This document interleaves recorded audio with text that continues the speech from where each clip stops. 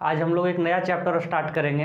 हम लोग chapter 2 class 8 history NCERT देख रहे हैं, ठीक है ना, जिसका नाम है from trade to territory the company establishes power.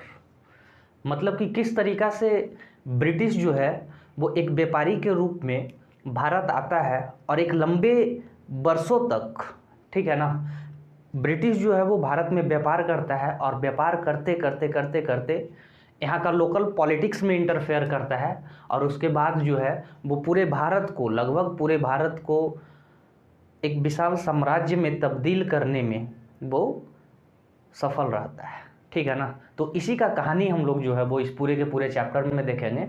तो इस वीडियो में हम लोग देखने जा रहे हैं कि पूरा इस चैप्टर में कौन कौन सा टॉपिक पढ़ेंगे, किस किस टॉपिक पे हम लोगों को काम करना है, इसको हम इस वीडियो में देखेंगे, ठीक है। जिसमें पहला टॉपिक है एडवेंट ऑफ यूरोपियंस।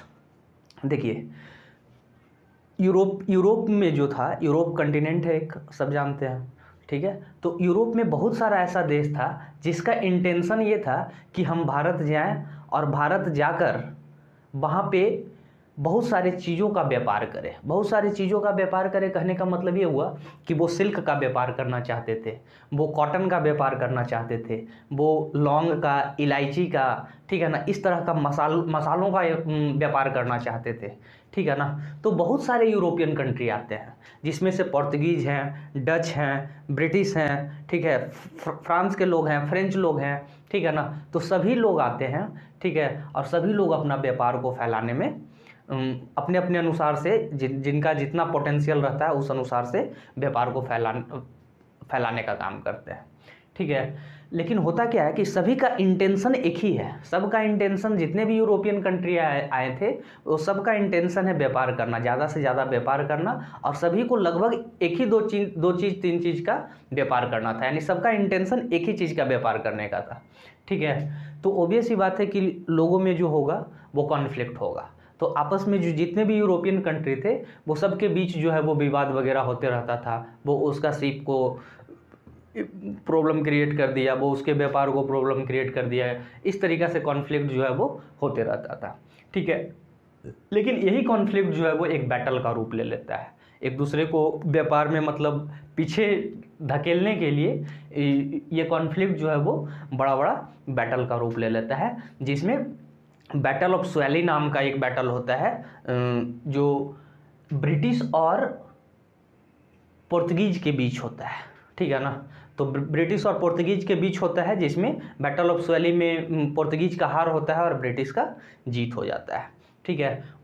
उसके बाद फिर डच का जो बैटल ऑफ बेदारा एक होता है, बैटल ऑफ बेदारा में डच और ब्रिटिश के साथ होता है, जिसमें डच को कॉन्फाइंड कर दिया जाता है और ब्रिटिश का फिर से विजय उत्सव मनाया जाता है, ठीक है ना। उसके बाद फ्रेंच का नंबर आता है और फ्रेंच के साथ ब्रिटिश का 3 कार्नेटिक वार होता है। फर्स्ट कार्नेटिक वार, सेकेंड कार्नेटिक वार और थर्ड कार्नेटिक वार, और आखिरकार फ्रेंच का हार होता है, फ्रांस का हार होता है और ब्रिटिश फिर से जीत जाता है, ठीक है ना। यानी यूरोपियन कंट्री में हम लोग कह सकते हैं कि यूरोपियन कंट्री जितने भी भारत आए थे उसमें से बादशाह के रूप में, व्यापार के लिए बादशाह के रूप में जो उभर कर आते हैं, ठीक है, भारत में, वो ब्रिटिश है, ठीक है, ठीक है। अब ब्रिटिश का ऐसा नहीं था कि सिर्फ यूरोपियन कंट्री के साथ ही उनका कॉन्फ्लिक्ट चलता था, ठीक है। उनका जो था वो भारत के जो उस समय के लोकल रूलर हुआ करते थे, ठीक है, भारत के जो उस समय के लोकल रूलर हुआ करते थे, लोकल राजा हुआ करते थे, लोकल नवाब हुआ करते थे, ठीक है ना, इन लोगों के साथ भी कन्फ्लिक्ट होते रहता था, ठीक है। क्यों कन्फ्लिक्ट होता था इनके साथ?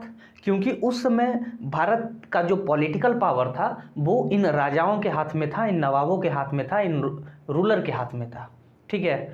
तो पॉलिटिकली जो है वो डिस्टरबेंस क्रिएट होता था इनको व्यापार करने में, इसलिए जो है वो ब्रिटिश लोग या फिर जो भी व्यापारी लोग आए थे उनका कॉन्फ्लिक्ट जो है वो यहाँ के लोकल रूलर के साथ होते रहता था। यानी उनका लोकल पॉलिटिक्स में भी इंटरफेयर रहता था, ठीक है। अब ब्रिटिश धीरे धीरे क्या करेंगे कि भारत के लोकल पॉलिटिक्स में इंटरफेरेंस करेंगे और धीरे धीरे सारे जितने भी राजा थे, नवाब थे, सबको सबजुगेट करने का प्रयास करते हैं और इसमें सफल भी रहते हैं। जिसमें पहला नंबर है बंगाल का, ठीक है।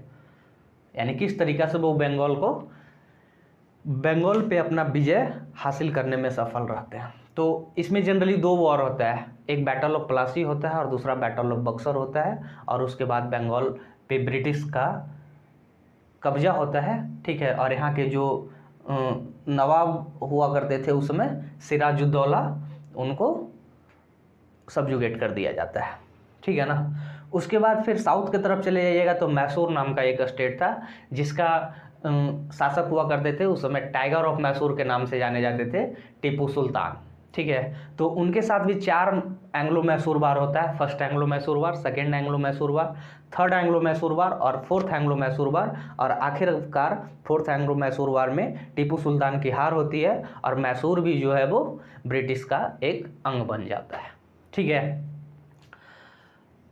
अब अगर बात करें सेंट्रल में जो था वो मराठा था, ठीक है। सेंट्रल इंडिया में उस समय मराठा साम्राज्य एक विशाल साम्राज्य हुआ करता था, ठीक है ना।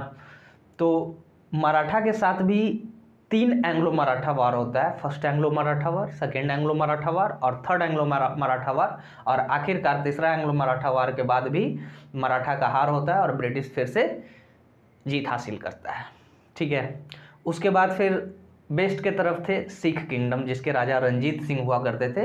तो सिख किंगडम के साथ भी 2 एंग्लो सिख वार होता है, फर्स्ट एंग्लो सिख वार, सेकेंड एंग्लो सिख वार, और उसके बाद फिर सिख किंगडम पे भी ब्रिटिश का शासन होता है, ठीक है ना।